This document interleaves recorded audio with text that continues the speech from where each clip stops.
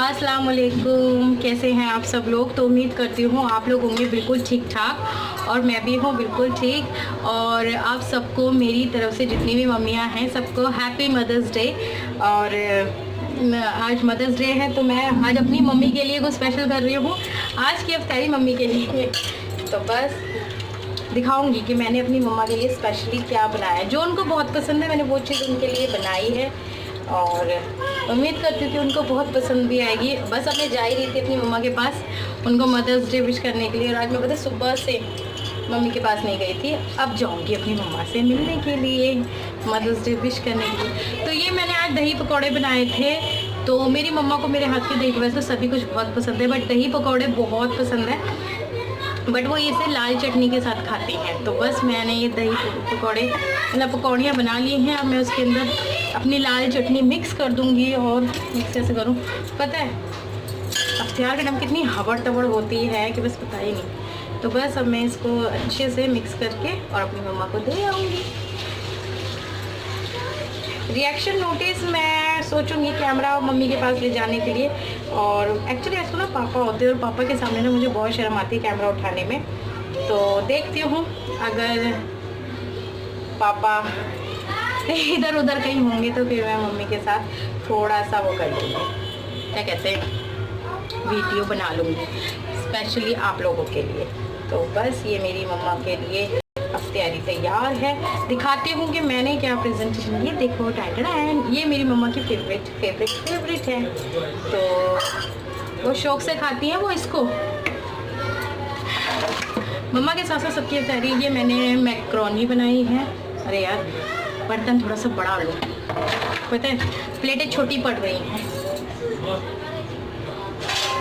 हाँ आ गई मैंने कहा था ना बर्तन थोड़ा सा बड़ा लो। तो बस मैं यहाँ आ गई। इनायत आज आपको पता है मदर्स डे है। मदर्स डे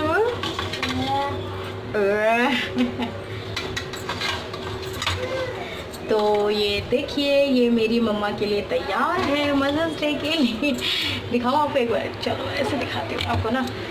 ये देखो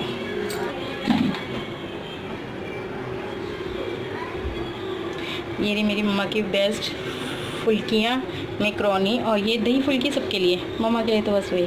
चलिए तो चलते हैं मम्मा के पास और फिर मिलते हैं मम्मा के साथ इंशाल्लाह। तो गाइज़ ये मैं आ चुकी हूँ मम्मी के पास और फाइनली मम्मी मुझे अंदर ही मिली थी तो मैंने उनको अंदर ही हैप्पी मदर्स डे विश करा। और मेरी मम्मी कितनी प्यारी सी।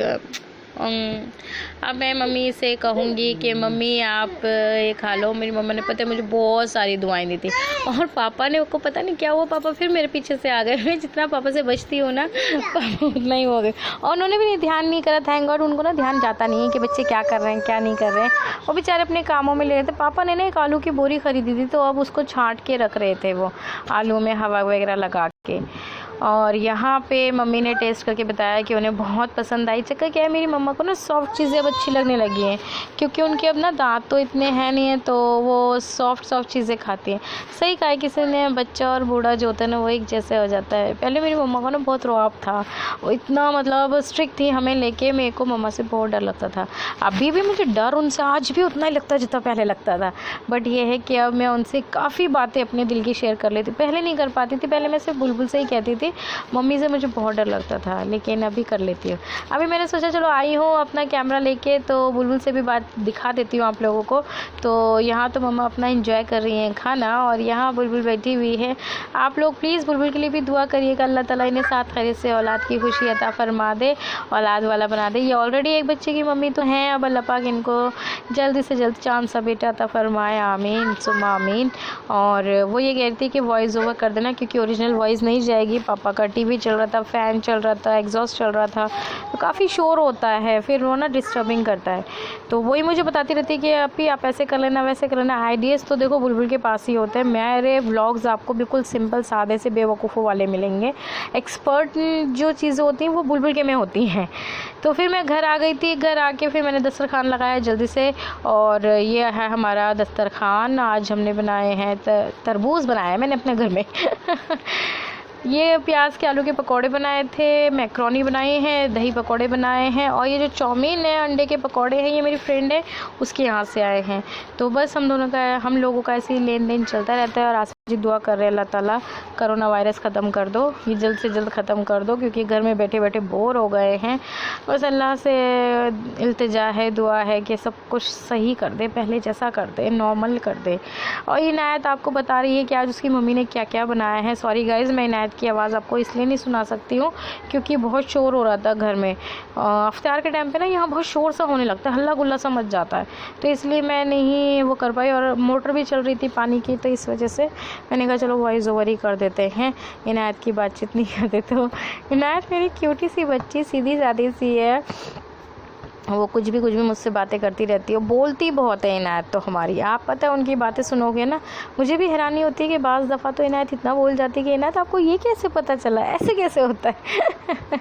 तो बस इनायत की ये शैतानियाँ बातें चीज़ें चलती रहती हैं। और इनायत भी मुझे आपकी तरफ से हैप्पी मदर्स डे बोल रही थी। और इनायत की तरफ से भी सारी खाला जियों को हैप्पी मदर्स डे। और अन्नू स्पेशली उसने तुम्हें मदर्स डे विश करा है क्योंकि अब तो अन्नू भी हमारी मदर बन गई हैं, एक बेबी की। आयज़ा की मम्मी को हैप्पी मदर्स डे। और जितनी भी नई नई मम्मियाँ बनी हैं, जैसे कि काकी यानी कि रानी भी नई मम्मी बनी, मेरी खाला की बेटी है वो भी नई नई मम्मी बनी हैं, तो नई मम्मियों को भी हैप्पी मदर्स डे। और जो पुरानी मम्मियाँ हैं उन सबको भी हैप्पी मदर्स डे। और आगे आप लोग प्लीज़ वीडियो पूरा देखिएगा, आप लोग मेरी ओरिजिनल आवाज़ सुनोगे। और ओरिजिनल आवाज़ मैंने आपसे करी है बहुत सारी बातें और बताया है अपने बेटे रूहान के बारे में, तो उम्मीद करती हूँ आपको ये वाला व्लॉग पसंद आएगा। आगे मैं आपसे मिलती हूँ अपने ओरिजिनल आवाज़ में। तो ये इनायत ने मुझे मदर्स डे पे सरप्राइज़ दिया है और वो लेकर आई है इस लॉकडाउन में बेचारी चॉकलेट। इससे ज़्यादा वो कुछ नहीं कर पाई, तो करना क्या, वो इसके पापा ही करते हैं स्पेशली, तो वो कहीं कुछ नहीं कर पा रहे थे, तो उन्होंने कहा चलो इस बार चॉकलेट से ही मम्मा को विश कर दो। तो बस ये इनायत ने मुझे चॉकलेट से विश करा। मैं बहुत सारा प्यार अपने बच्चे को कर रही हूँ। और हम आगे तरह अस्सलाम वालेकुम। तो देखा आपने, मैं आज अपनी मम्मी से आप लोगों की थोड़ी मुलाकात करवाई है। अभी आपने देखा नहीं है, अभी वीडियो पूरा एंड तक देखोगे तो आपको सब कुछ मिलेगा। तो फर्स्ट ऑफ ऑल अस्सलाम वालेकुम, कैसे हैं आप सब लोग। आउच, उम्मीद करती हूँ आप लोगों के बिल्कुल ठीक ठाक, मैं भी बिल्कुल ठीक। और आज का जो वीडियो है आप लोगों के लिए स्पेशल इसलिए है क्योंकि आज है मदर्स डे। मदर्स डे सबके लिए स्पेशल होता है। सभी माओं को मदर्स डे बहुत बहुत मुबारक हो। और अल्लाह ताला ने ये एक नियामत दी है जो सिर्फ एक औरत ही कर सकती है। और अल्लाह ताला, मैं उन माओं के लिए भी दुआ करती हूँ जिनको अभी तक आपने औलाद नहीं दी है। अल्लाह पाक आप प्लीज़ उन औरतों को भी जल्द से जल्द औलाद की खुशी अता फरमा दो जिनके घर अभी औलाद नहीं है। मेरी बहुत सी सब्सक्राइबर ऐसी हैं जिनके यहाँ औलाद की खुशी अभी तक नहीं हुई है, तो अल्लाह पाक उन्हें औलाद की नियामत से प्लीज़ नवाज दो। अल्लाह ताला आप सब उन औरतों के लिए दुआ कीजिए जिनके पास औलाद नहीं है, क्योंकि औलाद ना होने का गम क्या होता है ये मैं जानती हूँ। जानती इसलिए कह रही हूँ क्योंकि आपने मेरे मुंह से कई बार एक रूहान नाम के बच्चे का सुना होगा। रूहान मेरे बेटे थे इसलिए कह रही हूँ क्योंकि वो अभी अल्लाह ताला के पास हैं, बहुत अच्छी जगह पर हैं। रूहान मेरी शादी के 2 साल के बाद मैंने एक्सपेक्ट किया था, और बताऊं तो 5 महीने तक मुझे पता ही नहीं था कि मैं प्रेग्नेंट हूँ। और मैं सारे वो किट जो होती है वो चेक कर ली थी, उसके अंदर भी हमेशा रूहान नहीं आता, मतलब बेबी का पता नहीं चलता था, नेगेटिव होता था। फिर अल्ट्रासाउंड भी हुआ तो अल्ट्रासाउंड में भी रूहान नहीं दिखे। और फिर 5 महीने बाद सडनली मेरी भाभी प्रेग्नेंट थी शादी के बाद, तो हम उनको हॉस्पिटल दिखाने के लिए गए थे डॉक्टर के पास, गायनी डॉक्टर के पास। तो फिर मम्मी ने कहा कि आप इसको भी चेक कर लो, तो मैडम ने बोला डॉक्टर ने कि इनको क्या चेक करो, तो उन्होंने बोला कि ये 5 महीने से है और मतलब इसको पीरियड भी नहीं आ रहा है और ये प्रेग्नेंट भी नहीं है। तो डॉक्टर ने कहा अच्छा चलो ठीक है यूरिन टेस्ट कर लेते हैं। तो मैं कह रही नहीं मम्मा मेरे को यूरिन टेस्ट नहीं करवाना, क्योंकि मैं फेडअप हो चुकी हूँ। मैं 1 महीने में 2-2 बार यूरिन टेस्ट कर लेती थी, अपना कुछ होता ही नहीं था, तो ना उम्मीद थी मैं। तो उन्होंने कहा चलो एक लास्ट बार और कर लेते हैं। मैंने कहा ठीक है, मैंने सैंपल दिया और मैं बाहर चली गई क्योंकि मुझे वो किट देखनी ही नहीं थी। और मैडम ने भी मेरी मम्मी को बोला कि ये लड़की शादीशुदा है, क्योंकि उस टाइम पे मैं इतनी मोटी नहीं थी ना, इतनी दिखती नहीं थी, पतली दुबली सी थी, ठीक ठाक थी। तो मम्मी ने कहा हाँ शादीशुदा है कि 1-1.5 साल 2 साल हो गए शादी को। तो कहने लगी ये आपको बेवकूफ़ बना रही है क्योंकि ये ऑलरेडी 5 महीने से प्रेग्नेंट है। अब मेरी मम्मी कह रही नहीं मेरी बेटी इतनी ज़्यादा तेज़ तरार तो नहीं है जो मुझे बेवकूफ़ बनाएगी। तो फिर मैडम ने कहा अच्छा आप बेटी को बुलाओ मैं चेकअप करती हूँ। जैसे ही मैडम ने मेरे पेट पे हाथ लगाया और उन्हें वो घूमता हुआ बच्चा नज़र आ गया, तो मैडम कह रही कि बच्चा तो घूम भी रहा है। तो मैं कह रही किसका बच्चा? तो मम्मी ने मुझे बड़ा उससे कहा कि मुबारक हो तुम भी मम्मी बनने वाली हो। मैंने कहा है मुझे लिटरली नहीं पता था कि मैं प्रेग्नेंट हूँ। कुछ ऐसे सिम्टम नहीं हुए थे जैसे बहुत से लोगों को होता है ना, वॉमिट होता है और चक्कर आते हैं, ये होता है। मेरे साथ ऐसा कुछ नहीं था। फर्स्ट प्रेगनेंसी में खुशी का तो ठिकाना नहीं था। 5 महीने बाद पता चला सडनली कि आप मम्मी बनने वाले हो। तो शाम को आसिफ जी आए और बड़े शोर-गुल से, क्योंकि उनको भी मैंने फ़ोन करके नहीं बताया था, मम्मी का भी थोड़ा, क्योंकि मैडम ने बोला था 5 महीने से तुमने कोई ट्रीटमेंट नहीं लिया, कुछ नहीं हो सकता है, मे बी बच्चे में थोड़ी बहुत प्रॉब्लम हो, आप फटाफट से जाके पहले अल्ट्रासाउंड करो। तो मैं अपनी मम्मी के साथ सीधा पहले अल्ट्रासाउंड कराने चली गई और रिपोर्ट ला के मैम को दिखाई। तो अल्हम्दुलिल्लाह बच्चा बिल्कुल ठीक ठाक था, धड़कन भी थी उसके अंदर और सब कुछ माशाल्लाह एकदम से जिस कहते हैं ना मैजिक सा था। तो मैं उसी दिन मैजिक वर्ल्ड में चली गई थी और आसिफ जी आए तो आसिफ जी को बड़े उससे बताया कि गाना वाना गाया, ये वो खुश है। तो आसिफ जी को भी यकीन नहीं हुआ था कि वो पापा बनने वाले हैं। फिर उन्होंने मुझसे पूछा, फिर रिपोर्ट देखी, तो बस हम लोग टॉप ऑफ द फ्लोर थे। टॉप ऑफ द फ्लोर के बाद आसिफ जी ने सपने बुनना शुरू कर दिए थे, मैंने भी सपने बुनना शुरू कर दिए थे कि हम ये करेंगे, हम वो करेंगे, ऐसा करेंगे, वैसा करेंगे। और फिर सडनली 23 दिसंबर आया, मेरी डिलीवरी का डे आया। तो उससे पहले मैं जा रही थी क्योंकि मैं अपनी डेट भूल चुकी थी, तो नॉर्मल डिलीवरी का सवाल ही नहीं था और मेरा टमी भी काफ़ी बड़ा था। तो डॉक्टर्स बार बार मुझे भेज रहे थे कि जब आपको पेन हो तब आना, पेन हो तब आना। मुझे कोई पेन नहीं हो रहा था, कुछ नहीं हो रहा था, बस मैं परेशान हो रही थी बहुत ज़्यादा। फिर रात भर में परेशान रही। फिर मम्मी को सुबह कॉल करा, मम्मी ने कहा ऐसा है अब तुम ज़बरदस्ती करके एडमिट हो जाओ।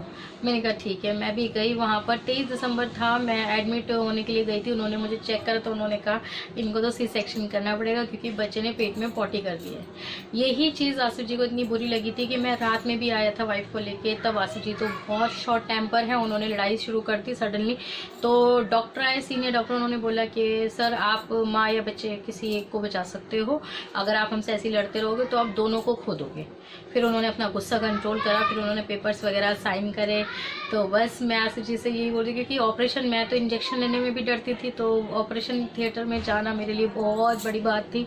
आसिफ जी मेरे पैरों में से चुटकियाँ निकाल रहे थे और उठे जा रहे थे। हम दोनों ही थे उस टाइम पे क्योंकि आसिफ जी के घर वाले भी नहीं आ पाए थे और मेरे घर वाले भी नहीं आए पाए थे। इन्होंने कॉल कर दिया था, फिर मेरे घर वाले यहाँ से आए और आसिफ जी के घर वाले जब आज तक आए तब तक मेरा सी सेक्शन हो चुका था। मेरे घर वाले जब आए थे, जब मम्मी और बुलबुल भैया गए तो मुझे ऑपरेशन थिएटर में लेके जाया जाता है। खुश थी, लिपस्टिक वगैरह सब लगा के गई थी, तैयार होके गई थी कि मम्मी बनने वाली हूँ। अब जब ओटी में से आई तो जो रूहान थे वो पैदा होते टाइम रोए नहीं, वो दौरे में पैदा हुए पता चला।